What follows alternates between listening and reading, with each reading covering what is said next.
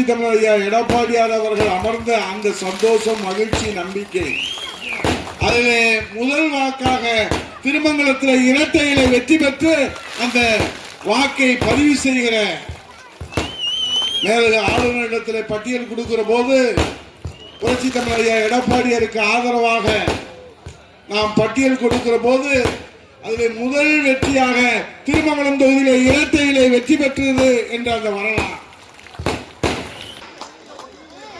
இந்த நாடாளுமன்ற தேர்தலிலே நம்முடைய தோழமை கட்சியை சேர்ந்திருப்பவர்கள் களத்தில் நின்றாலும் தமிழகம் முழுவதும் பொய் பிரச்சாரத்தாலே, கோயபென்ஸ் பிரச்சாரத்திலே தீர்ப்புகள் மாறுகிற போது கூட இந்த திருமங்கலம் சட்டமன்ற தொகுதி விருதுநகர் பாராளுமன்றத்திலே 10,050 வாக்குகள் அதிகம் கொடுத்து வெற்றி வாய்ப்பை உறுதி செய்தவர்கள். அதற்கு நாங்கள் நன்றி கடன் பெற்றிருக்கிறோம். இன்றைக்கு தமிழகத்திலே பெண்களுக்கு பாதுகாப்பு இல்லாத ஒரு நிலை. அதற்கு என்ன காரணம்? முதலமைச்சர் ஸ்டாலின் காரணமா? ஸ்டாலின் அவர்கள் உள்துறையை கையிலே வைத்திருக்கிறார்கள். அவர் சொன்னார், இந்த தமிழ்நாட்டிலே ஒரு நொடி பொழுதிலே சட்டம் ஒழுங்கை காப்பாற்ற முடியும். ஆனால் அவர் உத்தரவிட மறுக்கிறார். இன்றைக்கு கூட இந்த நிமிடம் வரை நம்ம தமிழ்நாட்டிலே DGP, director general of police, தலைமை காவல் இயக்குனர் இந்த நிமிடம் வரை 6 மாத காலமாக அந்த பொறுப்புக்கு ஒரு டிஜிபியை நியமனம் செய்வதற்கு கூட மாண்புமிகு முதலமைச்சர் அவர்கள் முயற்சி எடுக்கவில்லை. அதனால இந்த நிலைமை தமிழ்நாட்டில் 4.5 ஆண்டு காலம் இப்போது முடிய போகிறது. சட்டம் ஒழுங்கு இரண்டால் வீடோ நாடோ அமைதியாக இருந்தால்தான். ஆனால் இங்கே ரத்த கலரியாக பெட்ரோல் குண்டு வீசுகிற கொலை கொள்ளை சம்பவங்கள் நடைபெற்றால் நாம் எங்கே போய் முறையிடுவது? ஆட்சியாளர்கள் தானே முறையிட வேண்டும். கண்ணியமிக்க நம்முடைய தமிழ்நாட்டு காவல்துறை இங்கிலாந்தின் ஸ்காட்லாந்து யார்டுக்கு நிகரான காவல்துறை. அப்படிப்பட்ட அந்த காவல்துறை இன்னைக்கு பெண்களை காப்பாற்ற முடியவில்லை. பள்ளிக்கூட சிறுமியில் இருந்து பாட்டி வரை கற்புக்கு உத்தரவாதம் இல்லாத ஒரு தலைகுழுவை இந்த தமிழ்நாட்டிலே ஏற்படுத்தி இருக்கிறார் முதலமைச்சர் அவர்கள். அதைத்தான் நாங்கள் சொல்லுகிறோம். ஆட்சி மாற்ற வேண்டும். ஏனென்று சொன்னால் இனியும் இந்த நாடு தாங்காது, இனியும் இந்த தமிழ்நாடு தாங்காது. இந்த அக்கிரமங்களை, அநியாயங்களை, விலைவாசி உயர்வை கேள்வி கேட்டோம், பதில் இல்லை. சட்டம் ஒழுங்கு கேள்வி கேட்டோம், விலைவாசி உயர்வை கேள்வி கேட்டோம், அவரிடத்திலே பதில் இல்லை. மேலக ஆளுநர் 3 ஆண்டுகளாக தன்னுடைய உரையை நிகழ்த்துகிற ஒரு சூழ்நிலை தமிழ்நாட்டிலே இல்லை. அது ஒரு வேதனையான சம்பவமாக இருக்கிறது. ஏன் ஆளுநர் உரை வேண்டும் என்று சொல்லுகிறோம் என்று சொன்னார், ஒரு ஆளுநர் உரைதான் ஸ்டேட்மெண்ட் ஆஃப் பாலிசி, ஒரு அரசினுடைய கொள்கை அறிக்கையாக ஆளுநர் உரை.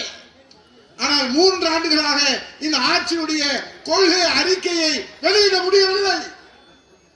ஏனென்றால் ஆளுநருக்கே சட்டமன்றத்திலே பாதுகாப்பு இல்லை.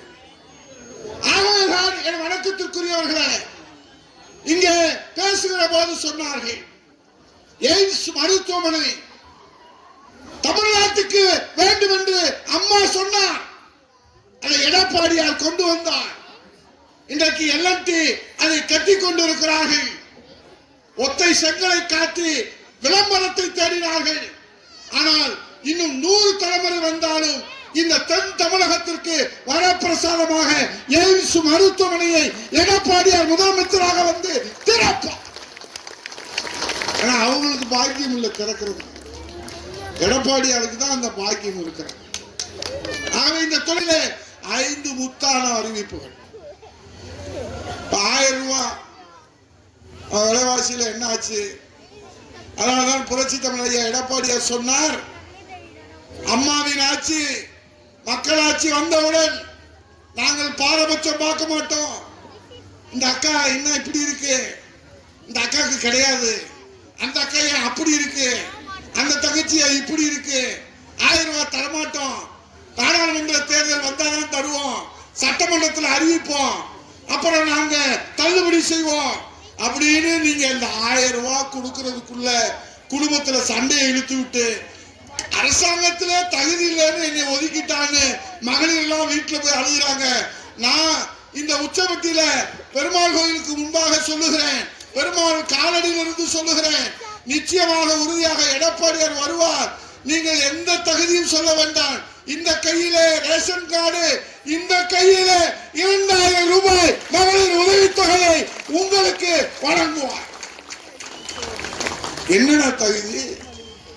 நீ தகுதி கேட்கறக்கா நான் என்ன மேக்கப் பண்ணிட்டா வர முடியும்? இருக்கிறதா வர முடியும்? எதுக்கு தள்ளுபடி பண்றானே தெரியல. இப்ப சட்டமன்ற தேர்தல் வந்துருச்சு, உடனே உதயநிதி துணை முதலமைச்சர் சட்டமன்றத்தில் சொல்லுகிறார், நாங்கள் எல்லோருக்கும் தர போறோம். அப்ப நீங்க 4 வருஷமா ஏன் தரல? அவங்க எவ்வளவு மன உளைச்சல். இதுதான் நாங்கள் சொல்லுகிறோம். அவர்கள் திமுக ஆட்சி, திமுக கட்சி தேர்தல் நேரத்தில் மட்டும் உங்களை சந்திப்பார்கள், உங்களிடத்திலே வாக்குகளை பெறுவதற்காக வாக்குறுதிகளை அள்ளி வீசுவார்கள். ஆனால் தேர்தல் முடிந்ததற்கு பிறகு நீங்கள் அவர்களை பார்க்க முடியாது, அவர்கள் உங்களை பார்க்க முடியாது. ஸ்டாலின் சொன்னார், மனுக்களை கொடுங்கள், பெட்டியிலே போடுங்கள், என்னுடைய கோட்டை கதவு திறந்திருக்கும் என்று சொன்னார். பெட்டியும் திறக்கல, கோட்டையும் திறக்கல. இதுதான் நிலவரமாக இருக்கிறது.